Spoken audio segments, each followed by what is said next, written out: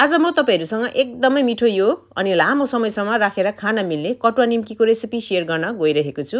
यदि तपाईहरुलाई रेसिपी मन पर्छ भने साथी फ्यामिलीहरुसँग शेयर गरेर भिडियोलाई सेभ पनि गर्नुहोस् है। नमस्ते, म छितेन तपाईहरुलाई स्वागत गर्छु छितेन टुक्पा रेसिपीमा र आजको रेसिपी सुरु गरौँ है त। निम्की बनाउनको लागि मैले मेजरिङ कपको 3 कप मैदा लिएको छु। तपाईहरुले गहुँको पिठोको पनि बनाउन सक्नुहुनेछ। त्यसमा सानो चम्चीको 1 चम्ची चाहिँ नुन राखेको छु। सानो चम्चीको 1 चम्ची मैले यहाँ कालो जीरा पनि राखेको छु। ठुलो चम्चीको 4 चम्ची मैले यहाँनिर तेल राखेको छु। राखेको सामग्रीहरुलाई सफा हातले अथवा ग्लोभ्स लाएर मिक्स गर्नुपर्छ। मिक्स भन्ने बित्तिकै सुई घुमाएर मिक्स गर्ने हैन। तपाईको यो तेल चाहिँ पिठोमा एकदमै राम्रोसँगले मिक्स भएर यसरी पिठो चाहिँ डल्ला पर्नुपर्छ। थोरै थोरै पानी राखेर अब डो रेडी गर्ने। निम्कीको डो बनाउँदाखेरि तपाईहरुको कडा भयो भने केही पनि हुँदैन, तर गिल्लो चाहिँ बनाउनु हुँदैन। ल हेर्नुस् त, मैले चाहिँ अलिक कडा नै मुसेको छु। अब यसलाई छोपेर 15 मिनेट रेस्ट हुन दिने। 15 मिनेट भइसकेको छ। अब यसलाई म फेरि एकपल्ट राम्रोसँगले मुसेर यसलाई चिल्लो बनाउँदै छु। तपाईहरुलाई म भिडियोमा देखाउँछु। ल हेर्नुस् त, मैले मुसेर यतिको चाहिँ बनाएको छु।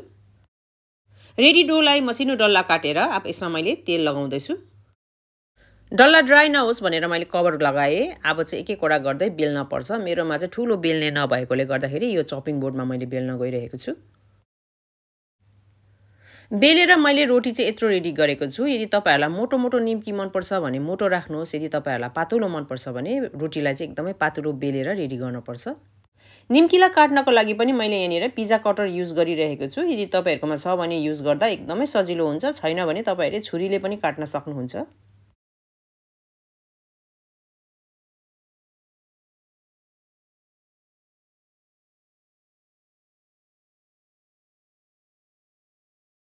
निम्कीको साइज पनि तपाईहरुले यति बेला काट्दाखेरि नै तपाईहरुलाई ठुलो सानो कस्तो मन पर्छ त्यही अनुसारले काट्ने हो। निम्की फ्राई गर्नको लागि मैले यहाँनिर तेल रेडी गरिसकेको छु। तेललाई एकदमै तातो धुवा आउने तेलमा चाहिँ फ्राई गर्नु हुँदैन। मिडियम हिटमा तताको तेलमा तपाईहरुले फ्राई गर्नुभयो भने पर्फेक्ट निम्की पाक्नेछ। म चाहिँ यसरी हाल्छु, हातले उगाएर हाल्दिन, छुरीले नै बिस्तारै तपाईहरुले यसरी हाल्नु भयो भने राम्रोसँगले निम्की पस्छ। अनि यो जुन चाहिँ डल्लो परेको देखिरहेको छ तेलमा गएपछि चाहिँ सबै छुटिन्छ, तर हाल्दाखेरि अलिकति जोगेर हाल्नुपर्छ। निम्कीलाई फ्राई गर्दाखेरि कन्टिन्युस यसरी चलाइरह्यो भने चाहिँ तपाईहरुको निम्कीको कलर पनि राम्रो आउँछ अनि निम्की क्रिस्पी पनि बन्छ। तपाईहरुले हालेर त्यतिकै छोड्दिनु भयो, फेरि एकछिनमा आएर पुरीलाई पल्टाएको जस्तो पल्टाउनु भयो भने चाहिँ तपाईहरुको एकपट्टि डर छ, कलर पनि राम्रो आउँदैन अनि निम्की पनि कोही चाहिँ राम्रो पाकेको हुँदैन।